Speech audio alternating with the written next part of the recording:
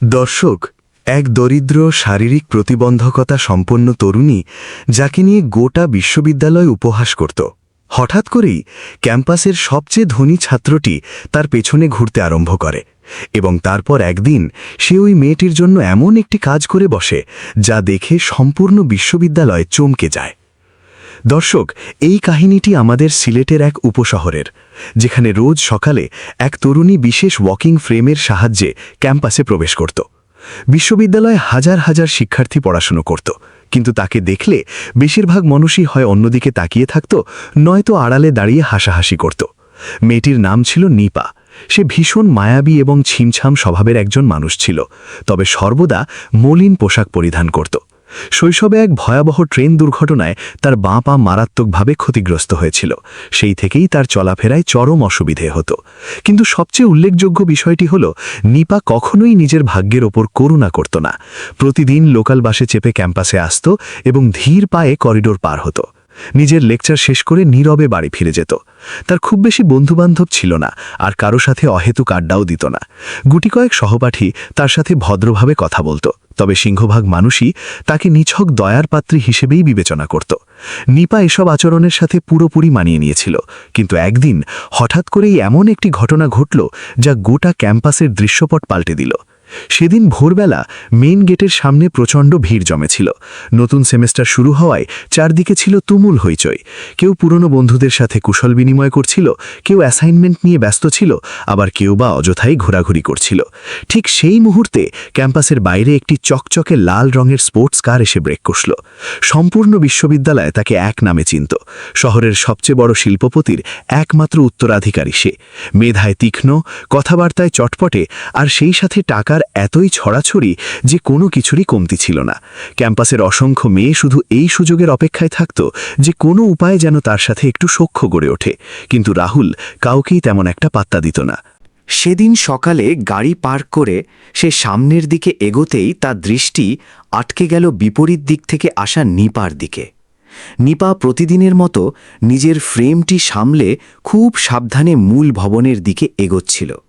তার এক হাতে ছিল ভারী একটি আর্ট পোর্টফোলিও, আর কপালে বিন্দু বিন্দু ঘাম। আচমকা নিপার হাত ফসকে পোর্টফোলিওটি মাটিতে পড়ে যায়। ভেতরের অসংখ্য আঁকা ছবি রাস্তার ধুলোয় ছড়িয়ে ছিটিয়ে পড়ে। আশপাশে বহু ছাত্রছাত্রী দাঁড়িয়ে এই দৃশ্য দেখছিল, কিন্তু কেউই তাকে সাহায্য করতে এগিয়ে আসেনি। ঠিক সেই মুহূর্তে রাহুল দ্রুত গতিতে সামনে চলে আসে এবং হাঁটু গেড়ে বসে তার ছবিগুলো কোণাতে শুরু করে। নিপা রীতিমতো ঘাবড়ে যায়। থাকতে দিন, আমি নিজেই গুছিয়ে নিচ্ছি, সে খুব নিচু স্বরে উচ্চারণ করল। কিন্তু রাহুল কোনো কথার জবাব না দিয়ে চুপচাপ সমস্ত স্কেচ গুছিয়ে আবার ব্যাগের ভেতর ভরে দিতে লাগল। চারপাশে ভিড় করে থাকা দর্শকরা বিস্ময়ে হতবাক হয়ে তাকিয়েছিল। ক্যাম্পাসের সবচেয়ে প্রভাবশালী ও বিত্তবান তরুণটি আজ প্রথমবার কোনো ছাত্রীর সামনে এভাবে নিচু হয়ে সাহায্য করছিল, আর সেটিও আবার নিপাকে। ব্যাগটি গুছিয়ে রাহুল তার দিকে এগিয়ে দিয়ে বলল, আসুন, আমি আপনাকে ক্লাস পর্যন্ত পৌঁছে দিচ্ছি। নিপা তৎক্ষণাৎ আপত্তি জানিয়ে বলল, না না, ঠিক আছে। তবুও রাহুল তার ঠিক পাশ ঘেঁষে ধীর পায়ে হাঁটতে শুরু করল। সেদিন প্রথমবারের মতো সম্পূর্ণ ক্যাম্পাস তাদের দুজন মানবীকে একত্রে হাঁটতে দেখল। অনেক মেয়ে তো নিজেদের মধ্যে ইশারা ইঙ্গিত করছিল, কারণ যে ছেলেটির একটা দৃষ্টি পাওয়ার জন্য সবাই হাহাকার করত, সে আজ নিপার সঙ্গী হয়ে হাঁটছে। একই ডিপার্টমেন্টের ছাত্রী ছিল তানিয়া। তানিয়া ছিল চূড়ান্ত আধুনিকা, ফ্যাশন সচেতন, এবং নিজের সৌন্দর্য নিয়ে তার ছিল অহংকারের চূড়ান্ত সীমা। তার ধারণা ছিল ক্যাম্পাসের প্রতিটি ছেলেই তার রূপে পাগল। বেশ কয়েক সপ্তাহ আগে রাহুল একবার তাকে সৌজন্যমূলক সম্ভাষণ জানিয়েছিল, কিন্তু তানিয়া ইচ্ছা করেই অতিরিক্ত ভাব দেখিয়ে তাকে এড়িয়ে যায়। সে ভেবেছিল রাহুল মরিয়া হয়ে তার পেছনে ছুটবে। কিন্তু এখন যখন সে রাহুলকে নিপার সাথে পাশাপাশি দেখতে পেল, তখন তার মুখের তাচ্ছিল্যের হাসি পুরোপুরি মিলিয়ে গেল। সেদিনের পর থেকে রাহুল প্রতিদিন সকালে নিপার জন্য অপেক্ষা করা শুরু করল। নিপা বাস থেকে নামা মাত্রই রাহুল এগিয়ে গিয়ে তার ভারী ব্যাগটি নিজের কাঁধে তুলে নিত এবং তার সাথে ক্লাসরুমের দরজা পর্যন্ত যেত। আস্তে আস্তে পুরো বিশ্ববিদ্যালয়ে ফিসফাস শুরু হয়ে গেল। ক্লাসরুমে, ক্যাফেটেরিয়ায়, এমনকি বাইরের স্টেশনারি দোকানগুলোতেও একই গুঞ্জন। মনে হচ্ছে ভেতরে ভেতরে প্রেম চলছে। আরে ধুর, রাহুল কখনোই এমনটা করবে না। তাহলে প্রতিদিন ছায়ার মতো তার পেছনে ঘুরছে কেন? তানিয়া রাগে ভেতরে ভেতরে পুড়ে ছাই হয়ে যাচ্ছিল। তার দৃঢ় বিশ্বাস ছিল যে রাহুল এই পুরো নাটকটি সাজিয়েছে শুধুমাত্র তাকে ঈর্ষান্বিত করার উদ্দেশ্যে। একদিন সে তার 3 চামচাকে নিয়ে নিপাকে অডিটোরিয়ামের পেছনের নির্জন জায়গায় ডেকে পাঠাল। নিপা সেখানে উপস্থিত হতেই তানিয়া অত্যন্ত কড়া ভাষায় বলল, শোনো, মনে মনে বেশি আকাশকুসুম কল্পনা সাজিও না। নিপা অবাক হয়ে জিজ্ঞেস করল, কিসের কথা বলছো? তানিয়া কুটিল হাসি দিয়ে বলল, কথাটার মানে হলো রাহুল তোমাকে বিন্দু পরিমাণও ভালোবাসে না, ও শুধু আমাকে পোড়ানোর জন্যই তোমার সাথে ঘোড়ার ভান করছে। নিপা নিশ্চুপ হয়ে থাকে, কিন্তু এরপর তানিয়া পুনরায় বলল, একবার নিজের অবস্থার দিকে তাকাও আর ওর বংশমর্যাদার দিকে তাকাও। কোনো দিক থেকেই কি তোমাদের দুজনকে একসাথে মানায়? এই তীক্ষ্ণ বাক্যটি সরাসরি নিপার হৃদয়ে গিয়ে বিদ্ধ হয়, কারণ অবচেতন মনে সে নিজেও ঠিক এমনটাই চিন্তা করত। সে খুব ধীর কণ্ঠে বলল, আমি এমন কোনো অলিক স্বপ্ন কখনোই দেখিনি। খুব ভালো কথা, না দেখাই মঙ্গলের, তা না হলে দিন শেষে তোমার কপালেই চরম দুর্ভোগ জুটবে। এই কথাগুলো ছুড়ে দিয়ে তারা সবাই সেখান থেকে প্রস্থান করল। নিপা দীর্ঘক্ষণ সেই জায়গাতেই পাথর হয়ে দাঁড়িয়ে রইল। সেদিন জীবনে প্রথমবারের মতো তার হাতের অবলম্বনটিকে নিজের জীবনের সবচেয়ে বড় অভিশাপ বলে মনে হচ্ছিল। যাই হোক দর্শক, পরদিন সকালে রাহুল নিত্যদিনের মতোই মেইন গেটের পাশে তার অপেক্ষায় দাঁড়িয়েছিল। পোর্টফোলিওটি নেওয়ার জন্য সে হাত বাড়তেই নিপা 2 কদম পিছিয়ে গেল। না, আজ থেকে আমি নিজেই বইব। রাহুল বিস্মিত হয়ে জিজ্ঞেস করল, কি ব্যাপার, এমন করছো কেন? নিপা দৃষ্টি অন্যদিকে সরিয়ে নিয়ে বলল, সবাই এসব দেখে ভুল অর্থ বের করছে। এইটুকু বলেই সে ধীর পায়ে সামনে অগ্রসর হল। রাহুল বোকার মতো সেখানেই দাঁড়িয়ে তাকে চলে যেতে দেখল। সেদিন প্রথমবারের মতো তার বোধগম্য হচ্ছিল না যে নিপার আচরণ হঠাৎ করে এমন আকাশ পাতাল বদলে গেল কেন। আগে অন্তত সে তার প্রশ্নের স্বাভাবিক উত্তর দিত, কিন্তু আজ তো সে তার দিকে চোখ তুলেও তাকাল না। নিপা সোজা ক্লাসে ঢুকে একদম পেছনের দিকের একটি বেঞ্চে গিয়ে বসল। তার ক্লাসমেট রিমা তার পাশে বসে জিজ্ঞেস করল, কি হয়েছে তোর? সকাল থেকেই মুখটা এমন বাংলার 5-এর মতো করে রেখেছিস কেন? নিপা সংক্ষেপে উত্তর দিল, কিছু হয়নি। কিন্তু তার চোখ মুখ দেখে যে কেউই বুঝতে পারছিল যে কোনো একটা কথা তাকে খুব গভীরভাবে আহত করেছে। সারা দিন সে কারোর সাথেই তেমন কোনো বাক্য বিনিময় করল না, আর লেকচারেও একটুও মনোযোগ দিতে পারল না। অন্য প্রান্তে বসে রাহুলও বারবার তার দিকে আর চোখে তাকাচ্ছিল। সে ধীরে ধীরে আঁচ করতে পারল যে কেউ নিশ্চিতভাবেই নিপাকে কটু কথা শুনিয়েছে, কারণ উপযুক্ত কারণ ছাড়া কোনো মানুষের স্বভাব এতটা আকস্মিকভাবে পরিবর্তিত হয় না। ক্লাস শেষ হবার পর রাহুল তার বন্ধু সুমনের সাথে ক্যাম্পাসের সীমানা প্রাচীরের কাছে দাঁড়িয়ে আড্ডা দিচ্ছিল। ঠিক ওই মুহূর্তে তার চোখে পড়ল তানিয়া আর তার বান্ধবীরা একটু দূরে দাঁড়িয়ে খিলখিল করে হাসছে আর কিছুক্ষণ পরপরই নিপাকে দেখিয়ে ব্যঙ্গ করছে। ঠিক ওই মুহূর্তেই রাহুমের মস্তিষ্কে পুরো সমীকরণটি জলের মতো পরিষ্কার হয়ে গেল। পরের দিন রাহুল স্বাভাবিক সময়ের বেশ আগেই ক্যাম্পাসে চলে এলো। সে গেটের ঠিক মুখে দাঁড়িয়ে নিপার আসার প্রতীক্ষা করতে লাগল। কিছুক্ষণ পরই বাসটি এসে থামল এবং নিপা অত্যন্ত সাবধানে নিচে নামল। আজও সে ইচ্ছাকৃতভাবে রাহুলের দিকে একবারও তাকাল না। সে নিজের ফ্রেমটি শক্ত করে ধরে খুব সন্তর্পণে এগোতে শুরু করল। রাহুল পেছন পেছন হাঁটতে হাঁটতে বলল, একটু দাঁড়াও, আমার কথাটা তো শোনো। নিপা থমকে দাঁড়াল, কিন্তু পেছনের দিকে ঘাড় ঘোরাল না। রাহুল প্রশ্ন করল, তোমাকে কি কেউ কোনো আজেবাজে কথা বলেছে? নিপা মৃদুস্বরে জবাব দিল, মানুষজন যা বলছে সম্ভবত সেটাই চরম বাস্তবতা। রাহুল বুঝে গেল যে তানিয়ার বিষবাষ্প নিপার কান পর্যন্ত সফলভাবে পৌঁছে গেছে। সে তৎক্ষণাৎ প্রতিবাদ করে বলল, যে কেউ যা খুশি একটা বলে দিলেই তুমি সেটা চোখ বন্ধ করে বিশ্বাস করে নেবে? এবার নিপা তার দিকে ঘুরে দাঁড়াল। তার চোখের দৃষ্টিতে লুকানো ক্ষোভ স্পষ্ট ছিল। সে বলল, তাহলে তারা কি খুব একটা মিথ্যে বলছে? আপনাদের মতো অভিজাত শ্রেণীর ছেলেরা আমাদের মতো পঙ্গু মানুষদের সাথে কখনো বন্ধুত্ব করে না। আপনি 2 দিন একটু দয়া দেখিয়েছেন আর পুরো ক্যাম্পাস আমাকে নিয়ে হাসি ঠাট্টার আসর বসিয়েছে। এই কথাগুলো বলেই সে আবার সামনের দিকে পা বাড়াল। রাহুল ওখানেই স্তব্ধ হয়ে দাঁড়িয়ে রইল, কিন্তু এবার তার হৃদয়ের গহীনে প্রথমবারের মতো নিপাকে নিয়ে সম্পূর্ণ ভিন্ন একটি অনুভূতির জন্ম হল। কারণ আজ সে প্রথমবারের মতো নিপার কণ্ঠস্বরে লুকিয়ে থাকা তীব্র যন্ত্রণাটুকু গভীরভাবে অনুভব করতে পেরেছিল। কয়েকদিন পেরিয়ে যাওয়ার পর রাহুলের মাঝে বিস্তর পরিবর্তন দেখা গেল। এখন সে আগের মতো বন্ধুদের সাথে আড্ডায় মাতে না। ক্যাফেটেরিয়াতে গেলেও চুপচাপ নিজের টেবিলে বসে থাকে। আনমনা হয়ে দূর থেকে কেবল নিপাকেই পর্যবেক্ষণ করতে থাকে। তার কাছে মনে হতে লাগল যে এই মেয়েটি সমাজের আর 10টা মেয়ের চেয়ে সম্পূর্ণ আলাদা।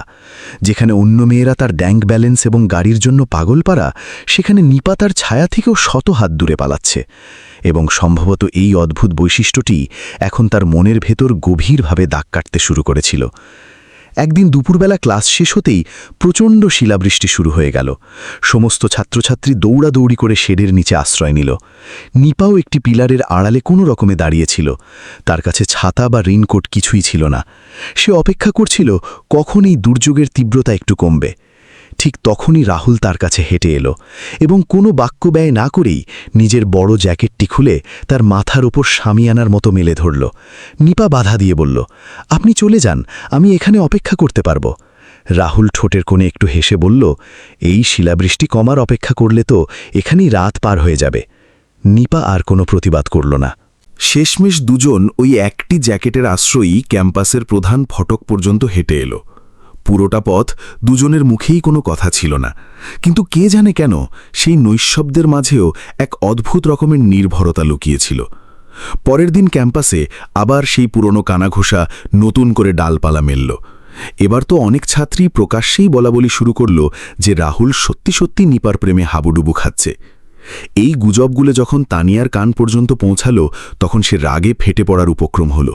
এবার তার মনে একটা ভয়ও দানা বাঁধতে শুরু করল যে সত্যি সত্যিই রাহুল তার হাত ফসকে বেরিয়ে যাবে না তো। সেদিন টিফিন ব্রেকে এসে তার চামচাদের সাথে আড্ডা দিচ্ছিল। তখন সে চরম বিরক্তি নিয়ে বলল, এত বড় একটা নাটক সাজিয়েছে না, কিছুদিন গেলেই ওর নিজের ভুল নিজে বুঝতে পারবে। তার এক বান্ধবী ফড়ন কেটে বলল, কিন্তু যদি সত্যি সত্যি নিপাকে ওর মনে ধরে যায়? তানিয়ার সাথে সাথে ধমক দিয়ে উঠল, রাহুল আর ওই নিপা জীবনেও সম্ভব না, ও জাস্ট কিছুদিন টাইম পাস করছে। কিন্তু ভেতরে ভেতরে তানিয়া নিজেই ভীষণ আতঙ্কিত হয়ে পড়েছিল। অন্যদিকে নিপাও নিজের মনকে কড়াভাবে শাসন করার চেষ্টা করছিল যে তার কোনোভাবেই রাহুলকে নিয়ে চিন্তা করা উচিত নয়। কিন্তু চরম সত্যটা হলো, যখনই রাহুল তার আশেপাশে ঘোরাফেরা করত, তার বুকের ভেতরের ধুকফুকানি স্বাভাবিকের চেয়ে অনেক গুণ বেড়ে যেত। এরই মধ্যে বিশ্ববিদ্যালয়ে বার্ষিক সাংস্কৃতিক উৎসবের আয়োজন শুরু হয়ে গেল। পুরো ক্যাম্পাসকে বর্ণিল সাজে সাজানো হচ্ছিল। প্রতিটি ডিপার্টমেন্ট থেকে আগ্রহী ছাত্রছাত্রীদের তালিকা তৈরি হচ্ছিল। কেউ কবিতা আবৃত্তি করবে, কেউ বা নাটকে অংশ নেবে। এমন সময় একদিন ক্লাসরুমে কোর্স টিচার ঘোষণা করলেন যে এবার মূল মঞ্চ সঞ্চালনার জন্য দুজন যোগ্য শিক্ষার্থীকে বাছাই করা হবে। পুরো ক্লাসের অনেক মেয়েই কালবিলম্ব না করে তানিয়ার নাম প্রস্তাব করল।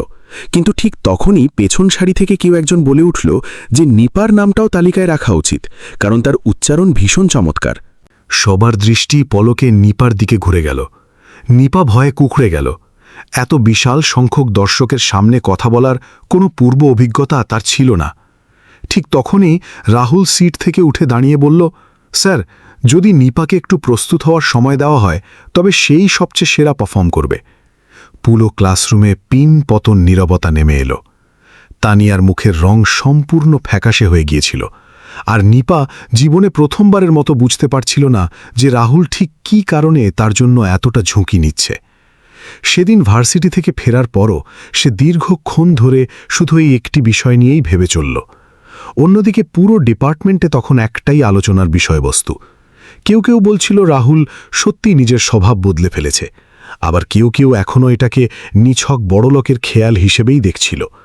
কিন্তু তানিয়ার মুখের হাবভাব দেখে স্পষ্টই বোঝা যাচ্ছিল যে এই সমস্ত ঘটনা প্রবাহ সে আর কোনোভাবেই সহ্য করতে পারছে না। ওদিকে স্যার পরের দিন সকাল থেকেই উপস্থাপনার রিহার্সাল শুরু করার নির্দেশ দিয়েছিলেন। পরদিন নিপা যখন ভার্সিটিতে পৌঁছালো, তার মনের ভেতর তীব্র শঙ্কা কাজ করছিল যে স্টেজে উঠে সে আদৌ কিছু বলতে পারবে কিনা। কিন্তু সে অডিটোরিয়ামের দরজার কাছে পৌঁছতেই দেখতে পেল রাহুল আগে থেকেই সেখানে তার জন্য দাঁড়িয়ে আছে। সে অত্যন্ত উষ্ণ হাসি দিয়ে বলল, ভয় পাওয়ার বিন্দুমাত্র কারণ নেই, তুমি ফাটিয়ে দেবে। নিপা জীবনে প্রথমবার সরাসরি তার চোখের দিকে তাকিয়ে খুব মিষ্টি করে হাসল। এই সামান্য হাসিটুকুই রাহুলের কাছে পরম প্রাপ্তি ছিল, কারণ এই এতগুলো দিনের মধ্যে এই প্রথমবার নিপা কোনো দ্বিধা বা সংকোচ ছাড়াই তার সামনে প্রাণ খুলে হেসেছিল। সেদিন থেকেই দুজন একত্রে স্ক্রিপ্ট প্র্যাকটিস করতে শুরু করল। ধীরে ধীরে নিপাও রাহুলের উপস্থিতিতে সাহলীল হতে শুরু করেছিল। দুজনে ঘণ্টার পর ঘণ্টা দর্শক সারিতে বসে পাণ্ডুলিপি পড়ত, নিজেদের ভুল নিয়ে হাসাহাসি করত এবং গল্পগুজব করত। ক্যাম্পাসের অনেক ছেলে এসব দৃশ্য দেখে তীব্র ঈর্ষায় ভুগতে শুরু করেছিল, আর মেয়েরা তানিয়ার মলিন মুখ দেখে মনে মনে চরম আনন্দ উপভোগ করছিল। একদিন বিকেলের দিকে মহড়া শেষ হবার পর নিপা গ্যালারিতে একেবারে একা বসেছিল। তখনই রাহুল এসে তার ঠিক পাশের সিটে বসল। কিছুক্ষণ দুজনের কেউই কোনো কথা বলল না। এরপর হঠাৎ নীরবতা ভেঙে রাহুল জিজ্ঞেস করল, তোমাকে একটা কথা জিজ্ঞেস করব? নিপা তার দিকে প্রশ্নবোধক দৃষ্টিতে তাকালো। রাহুল বলল, তুমি সবসময় নিজেকে অন্য সবার চেয়ে এতটা তুচ্ছ আর অবহেলিত মনে করো কেন? নিপা একটা ম্লান হাসি দিল, কিন্তু সেই হাসির আড়ালে লুকিয়েছিল পাহাড় সমকষ্ট। সে বলল, কারণ এটাই পৃথিবীর সবচেয়ে রূঢ় সত্য। মানুষ হয়তো সামনে দাঁড়িয়ে কিছু বলে না, কিন্তু আমার আড়ালে ঠিকই আমাকে নিয়ে মজা ওড়ায়। রাহুল সাথে সাথে তীব্র প্রতিবাদ করে বলল, দুনিয়ার সব মানুষ কখনোই এক ছাঁচে গড়া হয় না। নিপা খুব শান্ত গলায় বলল, কিন্তু সমাজ তো কেবল মানুষের বাইরের রূপটাই দেখে বিচার করে, তাই না? এই কথাটি শোনার পর রাহুল কয়েক মুহূর্তের জন্য একেবারে স্তব্ধ হয়ে গেল, কারণ জীবনে প্রথমবারের মতো সেই রূঢ় বাস্তবতাটি উপলব্ধি করল যে নিপা বাইরে থেকে নিজেকে যতটা শক্ত আবরণে ঢেকে রাখে, ভেতর থেকে সে ঠিক ততটাই ক্ষতবিক্ষত একজন মানুষ। ঠিক সেই মুহূর্তে এক দমকা বাতাস বয়ে গেল, আর নিপার অবাধ্য চুলগুলো উড়ে এসে তার মুখের ওপর পড়ল। রাহুল পলক্ষীন দৃষ্টিতে কেবল তার দিকেই তাকিয়ে রইল। হয়তো ওই একটি ক্ষণেই সে প্রথমবারের মতো গভীরভাবে অনুভব করেছিল যে এই মেয়েটির সাথে সময় কাটাতে তার সত্যি কতটা ভালো লাগে। অন্যদিকে তানিয়ার রাতের ঘুম হারাম হয়ে গিয়েছিল। সে স্বপ্নেও কখনো কল্পনা করেনি যে ছেলেকে সে নিজের অহংকারের বশে পাত্তা দেয়নি, সেই ছেলেটি আজ তাঁরই চোখের সামনে অন্য এক সাধারণ মেয়ের জন্য এতটা পাগল হয়ে যাবে। একদিন সে তার ঘনিষ্ঠ বান্ধবী ঋতুকে বলল, আমাদের খুব দ্রুত কিছু একটা করতে হবে, তা না হলে এই মেয়েটা সত্যিই আমাদের চোখের সামনে সেলিব্রিটি বনে যাবে। এরপর তারা দুজন মিলে এক জঘন্য চক্রান্তের জাল বুনল। পরদিন বিকেলে নিপা এবং রাহুল যখন মঞ্চের উপর দাঁড়িয়ে নিজেদের ডায়লগ প্র্যাকটিস করছিল, তখন পেছনের সিটে বসা কয়েকজন বখাটে ছেলে উদ্দেশ্যপ্রণোদিতভাবে উচ্চস্বরে হাসাহাসি শুরু করল। তাদের মধ্যে একজন চিৎকার করে বলল, আরে ভাই সাব, শেষমেশ আমাদের একজন ভাবি জুটেই গেল।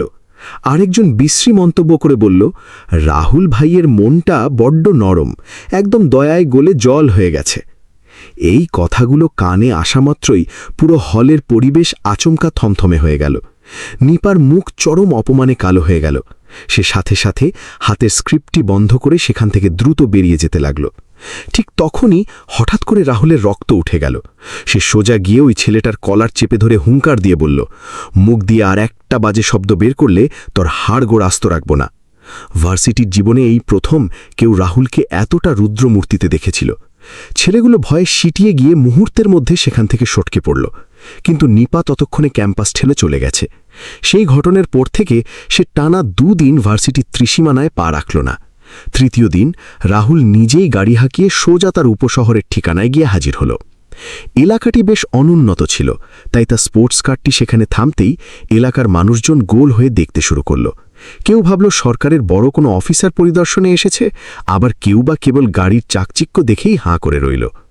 মানুষের কাছে জিজ্ঞেস করতে করতে সে অবশেষে নিপার বাড়ির দরজায় পৌঁছল। আধা পাকা টিন শেডের জরাজীর্ণ একটি বাড়ি, সামনে ছোট্ট একটা উঠান, আর তার একপাশে একটি ছোট্ট দর্জির দোকান। সেই দোকানে নিপার বড় ভাই কাজ করছিল। রাহুলকে হঠাৎ সেখানে দেখে সে বেশ ঘাবড়ে গেল। সে বিনীতভাবে জিজ্ঞেস করল, ভাইজান, কাকে খুঁজছেন? রাহুল অত্যন্ত ভদ্রভাবে জবাব দিল, আমি নিপার সাথে একটু দেখা করতে এসেছিলাম। ঠিক তখনই ঘরের ভেতর থেকে নিপা বেরিয়ে এলো। রাহুলকে নিজের বাড়ির আঙিনায় দাঁড়িয়ে থাকতে দেখে সে বিস্ময়ে হতবাক হয়ে গেল। সে সাথে সাথে জিজ্ঞেস করল, আপনি হঠাৎ এখানে কি মনে করে? রাহুল সোজা উত্তর দিল, তুমি 2 দিন ধরে ক্লাসে যাচ্ছ না কেন? সেই কৈফিয়ত নিতে নিপা তখনই বুঝতে পারল যে ক্যাম্পাসের ওই অপমানজনক কথাগুলো রাহুলকেও কতটা গভীরভাবে আঘাত করেছে। তখন তার ভাই বলে উঠল, ভাই, বাইরে কেন, ভেতরে এসে বসুন। কিন্তু রাহুল হেসে অত্যন্ত শালীনতার সাথে বলল, না ভাই, আজ থাক, আমি জাস্ট ওর খোঁজ নিতে এসেছিলাম। ও আগামীকাল থেকে ঠিকমতো ক্লাসে যাবে তো? নিপা মুখে কিছুই উচ্চারণ করল না, কিন্তু তার চোখের তারায় প্রথমবারের মতো অন্য একজন মানুষের প্রতি অগাধ বিশ্বাস আর ভরসার ছোঁয়া দেখতে পাওয়া যাচ্ছিল। পরের দিন নিপা যখন পুনরায় ক্যাম্পাসে পা রাখল, তখন অনেকেই তার দিকে তাকিয়ে চরম বিস্ময় প্রকাশ করল, কারণ আজ আর তাকে সেই আগের মতো গুটিয়ে থাকা ভীতু মেয়ে বলে মনে হচ্ছিল না।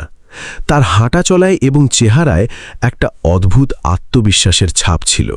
অন্যদিকে রাহুলও তাকে দেখতে পেয়ে দূর থেকেই স্বস্তির হাসি হাসল। বার্ষিক উৎসবের দিনক্ষণ একদম দোরগোড়ায় চলে এসেছিল। পুরো ভার্সিটি ভবন আলো দিয়ে সাজানো হচ্ছিল। সন্ধে অডিটোরিয়ামে ফাইনাল ড্রেস রিহার্সাল চলছিল। হঠাৎ করেই মেন লাইন ট্রিপ করে পুরো হলঘর ঘুটঘুটে অন্ধকারে ডুবে গেল। বেশ কিছু ছেলেমেয়ে ভয়ে চিৎকার চেঁচামেচি শুরু করে দিল। সেই জমাট বাঁধা অন্ধকারের মধ্যেই হঠাৎ নিপার ওয়াকিং ফ্রেমটি ফ্লোরে পিছলে গেল। সে হুমড়ি খেয়ে পড়েই যাচ্ছিল। ঠিক এমন সময় কেউ একজন খুব শক্ত করে তার কোমর জড়িয়ে ধরল, আর ঠিক পরের সেকেন্ডেই জেনারেটরের আলো জ্বলে উঠল এবং উপস্থিত সবাই দেখতে পেল যে রাহুল তাকে নিজের দুই বাহুর বন্ধনে অত্যন্ত সুরক্ষিতভাবে আটকে রেখেছে। কয়েক সেকেন্ডের জন্য পুরো অডিটোরিয়ামে পিন পতন নীরবতা ছেয়ে গেল। নিপার হৃৎপিণ্ড যেন বুকের খাঁচা ভেঙে বেরিয়ে আসতে চাইছিল, এবং রাহুলের পলকহীন দৃষ্টি প্রথমবারের মতো নিপার চোখ থেকে এক সেকেন্ডের জন্যও সরছিল না। নিপা তড়িবাড়ি করে নিজেকে সামলে নিয়ে এক পা পিছিয়ে গেল। চরম লজ্জায় তার ফর্সা মুখমণ্ডল রক্তিম বর্ণ ধারণ করেছিল। ওদিকে তানিয়া এই পুরো দৃশ্যপট দেখে রাগে নিজের নখ কামড়াচ্ছিল। তার কাছে এখন এটা দিবালোকের মতো স্পষ্ট হয়ে গিয়েছিল যে এই পুরো ব্যাপারটা আর কোনো সাধারণ বন্ধুত্বের পর্যায়ে আটকে নেই।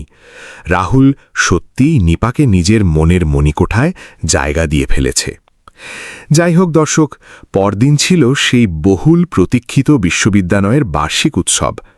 ভোর থেকেই পুরো ক্যাম্পাস যেন উৎসবের আমেজে সেজে উঠেছিল। মূল মঞ্চে ঝলমলে সব রঙিন আলোর ব্যবস্থা করা হয়েছিল। ছাত্রছাত্রীরা সবাই শাড়ি আর পাঞ্জাবি পরে পুরো ক্যাম্পাস মাতিয়ে রেখেছিল। সবাই নিজ নিজ পারফরমেন্স নিয়ে চরম ব্যস্ততার মধ্যে সময় পার করছিল। নিপাও জীবনে প্রথমবারের মতো নিজের প্রতি একটু যত্নশীল হয়ে খুব সুন্দর করে সেজেগুজে ক্যাম্পাসে এসেছিল। তার পরনে ছিল একটি স্নিগ্ধ হালকা নীল রঙের শাড়ি, কপালে ছোট্ট একটি টিপ, আর চেহারায় মৃদু নার্ভাসনেসের ছাপ। সে ক্যাম্পাসে পা রাখতেই অজস্র মেয়ে তার দিকে অপলক দৃষ্টিতে তাকিয়ে রইল, কারণ আজ প্রথমবারের মতো নিপাকে নিজের অস্তিত্ব নিয়ে এতটা আত্মবিশ্বাসী এবং সুন্দর দেখাচ্ছিল।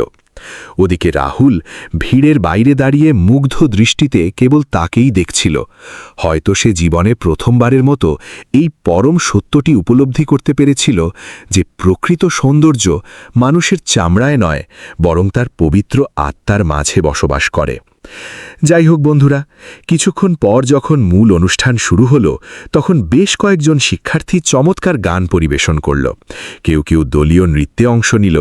এরপর এলো মূল সঞ্চালনার পালা। নিপা যখন মাইকটি নিজের হাতে তুলে নিল, পুরো হলঘর একেবারে শান্ত হয়ে গেল। একেবারে শুরুতে তার কণ্ঠস্বর কিছুটা কাঁপছিল, কিন্তু খুব দ্রুতই সে নিজেকে পুরোপুরি সামলে নিল। এরপর অত্যন্ত সাবলীল এবং প্রখর আত্মবিশ্বাসের সাথে সে পুরো অনুষ্ঠানটি পরিচালনা করতে লাগল। সামনের সারিতে বসা বিশ্ববিদ্যালয়ের অধ্যাপকরাও রীতিমতো বিস্মিত হচ্ছিলেন যে এতটা লাজুক স্বভাবের একটি মেয়ে মঞ্চে দাঁড়িয়ে এত চমৎকারভাবে কথা বলতে পারে। মঞ্চের পর্দার আড়ালে দাঁড়িয়ে রাহুল কেবল মুগ্ধ হয়ে তাকেই দেখছিল। যখনই নিপা একটু নার্ভাস বোধ করত, তার দৃষ্টি স্বয়ংক্রিয়ভাবেই রাহুলের দিকে চলে যেত, আর সাথে সাথেই তার চেহারায় একচিলতে সুন্দর হাসি ফুটে উঠত। অনুষ্ঠান শেষ হওয়ার পর পুরো হলঘর তুমুল করতালিতে ফেটে পড়ল। ভার্সিটির জীবনে প্রথমবারের মতো মানুষজন নিপাকে অবজ্ঞা বা করুণার দৃষ্টিতে নয়, বরং সম্মান ও প্রশংসার দৃষ্টিতে দেখতে বাধ্য হল। কিন্তু তানিয়ার ভেতরের ঈর্ষার আগুন ততক্ষণে দাবানলে রূপ নিয়েছিল। অনুষ্ঠান শেষ করে সবাই যখন বাড়ি ফিরছিল, তখন সে তার শেষ এবং সবচেয়ে নোংরা চালটি চালল। ওই দিন সন্ধ্যায় সে সোজা নিপার বাড়ির ঠিকানায় গিয়ে হাজির হল।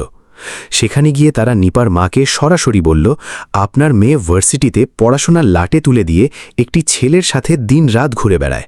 ওই ছেলেটা শহরের সবচেয়ে নামিদামি ঘরের সন্তান, আর সে আপনার মেয়েকে নিয়ে শুধুই খেলছে। দিন শেষে যখন সে ছুঁড়ে ফেলবে, তখন আপনার মেয়েকেই সারা জীবন কাঁদতে হবে। এই ভয়ঙ্কর কথাগুলো শুনে নিপার মায়ের মাথায় যেন আকাশ ভেঙে পড়ল। তিনি এমনিতেই তার প্রতিবন্ধী মেয়েকে নিয়ে সারাক্ষণ দুশ্চিন্তায় ভুগতেন। নিপা হাসি মুখে বাড়িতে পা রাখতেই তিনি ক্ষোভে ফেটে পড়ে জিজ্ঞেস করলেন, তুই কি ভার্সিটিতে পড়াশোনা করতে যাস, নাকি বড়লোকের ছেলেদের সাথে নির্লজ্জের মতো ঘুরে বেড়াতে যাস? নিপা পরিস্থিতি দেখে একদম ভয় পেয়ে গেল। সে অনেকভাবে সত্যিটা বোঝানোর চেষ্টা করল, কিন্তু তার মা কোনো যুক্তিই শুনতে রাজি হলেন না। তিনি কড়া শাসনে জানিয়ে দিলেন, আগামীকাল থেকে তোর বিশ্ববিদ্যালয়ে যাওয়া চিরতরে দ্বন্দ্ব। জীবনে যতটুকু পড়াশোনা করার দরকার ছিল তা তোর করা হয়ে গেছে। এই কথা শোনা মাত্রই নিপার দুই চোখ বেয়ে অঝরে জল ঝরতে শুরু করল। ওই রাতে নিজের ঘরের মেঝেতে বসে সে নিঃশব্দে অবিরাম কেঁদেছিল। অন্যদিকে রাহুল যখন এই পুরো চক্রান্তের কথা জানতে পারল, তখন সে আর এক মুহূর্ত দেরি না করে সোজা তার বাবার কাছে গিয়ে হাজির হল। তার মা বেশ কয়েক বছর আগেই মারা গিয়েছিলেন। তার বাবা একাই পুরো পরিবার এবং তাদের বিশাল ব্যবসা সাম্রাজ্য দেখাশোনা করতেন। রাহুল তার বাবাকে সমস্ত ঘটনা খুলে বলল। প্রথমটায় তার বাবাও বেশ বড়সড় ধাক্কা খেয়েছিলেন, কারণ তিনি ঘুণাক্ষরেও কল্পনা করেননি যে তার একমাত্র উত্তরাধিকারী এমন একটি মেয়েকে জীবনসঙ্গী হিসেবে বেছে নেবে যাকে পুরো সমাজ পঙ্গু আর বোঝা বলে মনে করে। কিন্তু রাহুল অত্যন্ত দৃঢ়তার সাথে কেবল একটি কথাই বলেছিল, বাবা, একজন মানুষের প্রকৃত মূল্য তার নিখুঁত শরীর দিয়ে মাপা যায় না, মাপা হয় তার হৃদয় দিয়ে। আর নিপার মতো এতটা পবিত্র হৃদয়ের অধিকারী পৃথিবীতে খুব কম মানুষই আছে। ছেলের মুখে এমন পরিণত কথা শুনে তার বাবা সম্পূর্ণ নিশ্চুপ হয়ে গেলেন। পরদিন সকালে রাহুল তার বাবাকে সাথে নিয়ে সরাসরি নিপার বাড়িতে গিয়ে হাজির হল। তাদের বিলাসবহুল গাড়িটি যখন মহল্লায় ঢুকিও, তখন চারপাশের মানুষজন অবাক হয়ে দেখতে লাগল। নিপার মা উঠোনে বসে কাজ করছিলেন। রাহুল এবং শহরের এত বড় একজন শিল্পপতিকে নিজের বাড়িতে আসতে দেখে তিনি তৎক্ষণাৎ অত্যন্ত সম্মানের সাথে তাদের বসার ব্যবস্থা করে দিলেন। প্রাথমিক কুশল বিনিময়ের পর হঠাৎ করেই রাহুলের বাবা অত্যন্ত বিনীত স্বরে বললেন, আমরা আসলে আপনার মেয়ের বিয়ের প্রস্তাব নিয়ে এসেছি।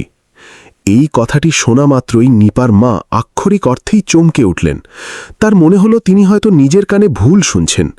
তিনি তোতলে গিয়ে সাথে সাথে বলে উঠলেন, কিন্তু আমাদের মেয়ের তো। তার কথা শেষ হওয়ার আগেই রাহুলের বাবা অত্যন্ত আন্তরিকতার সাথে হেসে বললেন, আমরা সব কিছু জেনে শুনেই এসেছি। এসব জানার পরও আমরা এই সম্পর্কের জন্যই এখানে উপস্থিত হয়েছি। ঘরের দরজার আড়ালে দাঁড়িয়ে নিপা প্রতিটি কথা খুব স্পষ্টভাবে শুনছিল। তার চোখ দিয়ে অঝোর ধারায় আনন্দাশ্রু গড়িয়ে পড়ছিল। জীবনে প্রথমবারের মতো তার মনে হলো যে কেউ একজন তাকে তার শারীরিক অক্ষমতা দিয়ে বিচার না করে তার ভেতরের গুণাবলীগুলোকে মূল্যায়ন করছে। দীর্ঘক্ষণ চিন্তাভাবনার পর অবশেষে তার মা এই বিয়েতে সম্মতি প্রদান করলেন। বিয়ে একেবারে পাকা হয়ে গেল, কিন্তু ক্যাম্পাসে তখনও পর্যন্ত এই খবর কারো কান পর্যন্ত পৌঁছয়নি। ঠিক 10 দিন পর রাহুল পুরো বিশ্ববিদ্যালয়ে বিশাল আয়োজন করে মিষ্টি বিতরণ করল এবং ভার্সিটির সবাইকে তাদের আংটি বদলের অনুষ্ঠানে আমন্ত্রণ জানাল। বিশ্ববিদ্যালয়ের সকল শিক্ষার্থী এই খবরে প্রচণ্ড রোমাঞ্চিত ছিল। তবে সবচেয়ে বেশি অস্থিরতার মধ্যে ছিল তানিয়া। সে এখনও এই ঘোরের মধ্যে ছিল যে রাহুল হয়তো শহরের কোনো কোটিপতির মেয়ের সাথেই বাগদান সম্পন্ন করতে যাচ্ছে। সন্ধ্যারে যখন সবাই নির্দিষ্ট কমিউনিটি সেন্টারে এসে উপস্থিত হল, তখন মূল মঞ্চটি চোখ ধাঁধানো আলোতে সাজানো ছিল। কিছুক্ষণ পরই কনেপক্ষের গাড়ি সেখানে এসে ব্রেক কষে। গাড়ির দরজা খুলতেই মেরুন রঙের একটি দৃষ্টিনন্দন লেহেঙ্গা পরিহিত অবস্থায় নিপা তার ফ্রেমটিতে ভর দিয়ে গাড়ি থেকে নিচে নামে। সম্পূর্ণ অনুষ্ঠানের পরিবেশ এক মুহূর্তের জন্য একেবারে স্তব্ধ হয়ে যায়। কেউই নিজের চোখে যেন বিশ্বাস করতে পারছিল না। সেই নিপা, যাকে দেখে মানুষ সবসময় করুণা বা তাচ্ছিল্য করত, আজ সেই মেয়েটিকেই রাহুল তার জীবনের সবচেয়ে মূল্যবান অংশ বানাতে চলেছে। অন্যদিকে তানিয়ার মুখের চেহারা আক্ষরিক অর্থেই ফ্যাকাশে হয়ে গিয়েছিল। তার চোখের দৃষ্টিতে চরম পরাজয় আর ঈর্ষার আগুন দাউ দাউ করে জ্বলছিল। মঞ্চের ওপর রাহুল এক পা এগিয়ে গেল। সে শত শত মানুষের উপস্থিতিতে নিপার হাতটি শক্ত করে নিজের মুঠোয় চেপে ধরল, আর ঠিক সেই মুহূর্তে পুরো হলঘর কান ফাটানো করতালিতে মুখরিত হয়ে উঠল। সেদিন ভার্সিটির সকল ছাত্রছাত্রী প্রথমবারের মতো এই চরম সত্যটি অনুধাবন করতে পারল যে সত্যিকারের ভালোবাসা কখনো মানুষের বাহ্যিক রূপ, অর্থবিত্ত বা শারীরিক নিখুঁত অবস্থা দেখে হয় না, এটি হয় মানুষের সুন্দর মন এবং পবিত্র চরিত্র দিয়ে। দর্শক, এই পুরো গল্প থেকে আমরা এটাই শিক্ষা পাই যে যারা অন্যদের দুর্বলতা বা ত্রুটি নিয়ে উপহাস করে, সময়ের চাকা ঘুরে একদিন ঠিকই তাদের চরম জবাব দিয়ে দেয়। আর যে মানুষ আপনার খারাপ বা অন্ধকার সময়ে আপনার হাতটি শক্ত করে ধরে রাখে, সেই সম্পর্কটি পৃথিবীর বুকে সবচেয়ে খাঁটি সম্পর্ক। তবে এবার আপনারা আমাদের জানান, আপনারা যদি রাহুলের জায়গায় থাকতেন তবে কি সমাজের কটূক্তির পরোয়া না করে নিপার হাত ধরতেন? আর আপনারা যদি নিপা এই জায়গায় থাকতেন তবে কি মানুষের এত লাঞ্ছনা সহ্য করার পরও সাহস করে রাহুলকে বিয়ে করার সিদ্ধান্ত নিতে পারতেন? আপনাদের মূল্যবান মতামত অবশ্যই কমেন্ট বক্সে লিখে জানাবেন। আর হ্যাঁ, গল্পটি যদি আপনাদের হৃদয়কে এতটুকুও ছুঁয়ে গিয়ে থাকে তবে অবশ্যই ভিডিওটিতে একটি লাইক দেবেন, বন্ধুদের সাথে শেয়ার করবেন এবং আমাদের চ্যানেলটি সাবস্ক্রাইব করতে ভুলবেন না। আবারও দেখা হবে আগামী ভিডিওতে নতুন কোনো হৃদয়স্পর্শী গল্প নিয়ে।